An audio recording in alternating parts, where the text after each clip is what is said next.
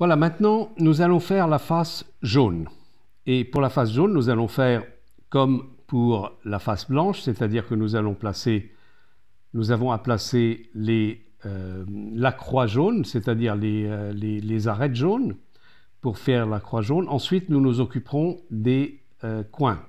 Seulement, à la différence de la première face où rien ne me dérangeait, j'avais toute latitude pour placer les pièces, là, pour faire la couronne, je vais faire dans un premier temps la couronne jaune pour m'assurer que toutes les pièces de la croix jaune sont bien tournées vers le haut, c'est-à-dire que la couleur jaune est vers le haut, mais je ne vais pas m'occuper de savoir si elles sont bien placées. Celle-ci, par exemple, elle devrait être sur le rouge.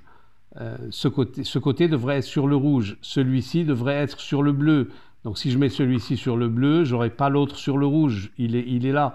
Donc il faut que je m'occupe simplement, en faisant la croix jaune, de m'assurer que la croix est bien tournée vers le haut et non pas vers les côtés.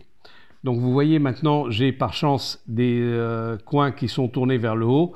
Ça ne va pas durer longtemps et dès qu'on va placer les arêtes correctement, les coins ne seront plus aussi bien placés.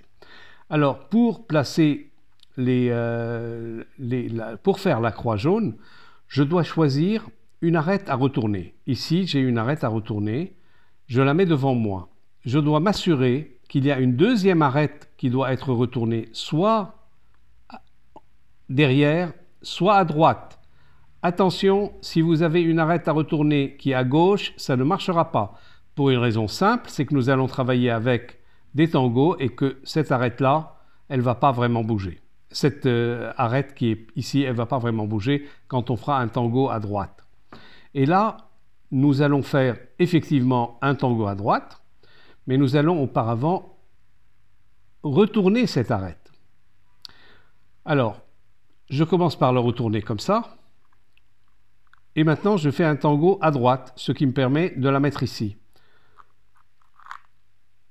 Un pas en avant, un pas à gauche, un pas en arrière, je reviens à droite, j'ai recomposé le blanc ici et je retourne. Et voilà, vous voyez que ma croix, elle est faite et vous voyez que ici, deux coins ne sont plus jaunes vers le haut. Ma croix est faite et si vous n'avez au départ aucune arête qui est retournée, qu'il faut retourner, aucune arête qui est jaune, et vous les retournerez exactement de la même manière en mettant devant vous une arête à retourner, avec une arête à retourner derrière ou bien une arête à retourner à droite. Si l'arête à retourner est derrière, ça se termine en une fois, vous aurez la croix. Si elle est à droite, il faudra faire deux fois la même chose, parce que la première fois, vous aurez les arêtes alignées comme ça horizontalement, et puis vous aurez une à retourner devant vous et une derrière vous, comme nous avons eu tout à l'heure. Et là, nous avons eu un peu de chance, nous l'avons fait depuis la première fois. Donc maintenant que j'ai mon arête qui est faite, je vais essayer de placer correctement les coins. Les placer correctement, je vais vous dire ce que c'est exactement, sans me soucier de leur orientation. Pour les arêtes, je me suis occupé de l'orientation, pas de la place. Là, je vais m'occuper de la place et pas de l'orientation.